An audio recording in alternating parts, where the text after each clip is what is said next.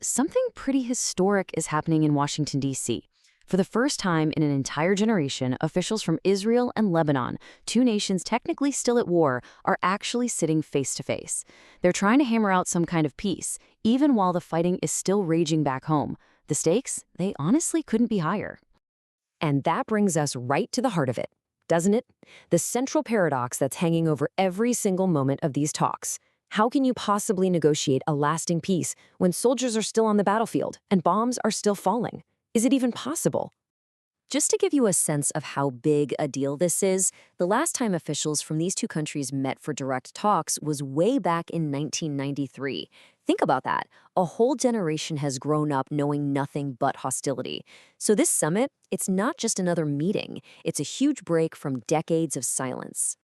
The stage for all this diplomatic drama is the U.S. State Department. It's the United States, with Secretary of State Marco Rubio leading the charge, that has managed to get both sides to the table. It's a huge effort to find some kind of diplomatic way out of a really brutal conflict. But let's be clear about what's really driving this urgency.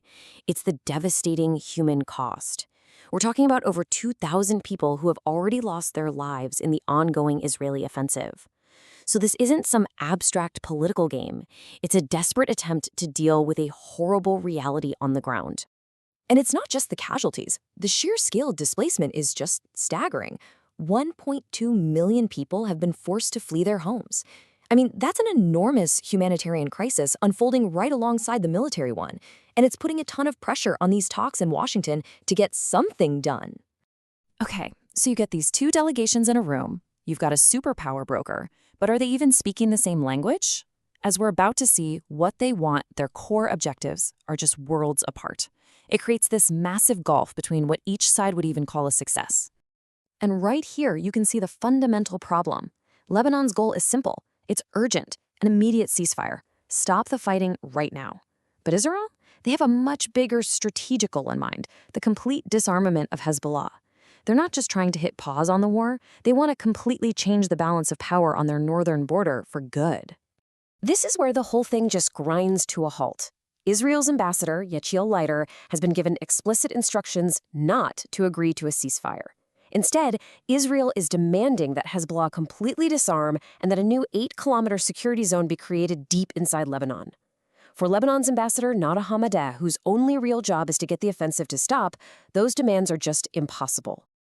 And just when you think the situation couldn't get any more deadlocked, a powerful voice from outside the room chimes in and completely changes the conversation. This quote from Hezbollah leader Naim Qassam shows you exactly how the group that's not even at the table sees these talks. And that brings us to this huge factor, Hezbollah's veto. As Lebanon's most powerful military and political force, it's basically a state within a state, their opposition could make any deal signed in D.C. completely meaningless on the ground. So Hezbollah has come out and publicly slammed these talks, calling them a ploy. From their point of view, trying to negotiate while you're being bombed isn't diplomacy, it's surrender. To them, it feels like being forced to give in under pressure, not finding a fair solution. And let's be really clear here, Hezbollah isn't just disagreeing with some of the terms, they are rejecting the entire process. They've flat out said they won't be bound by any agreement, that their weapons are an internal Lebanese issue, and that Israel needs to fully withdraw before any talk about disarmament can even begin. So that brings us to the final and maybe the most critical piece of this whole puzzle, and that's the undeniable link between what's happening on the ground and what's being talked about in Washington. These two things aren't separate. One directly shapes the other. A lot of analysts believe the real negotiation isn't even happening in that room at the State Department. It's happening in the battle for a symbolic town like Bint Jbeil.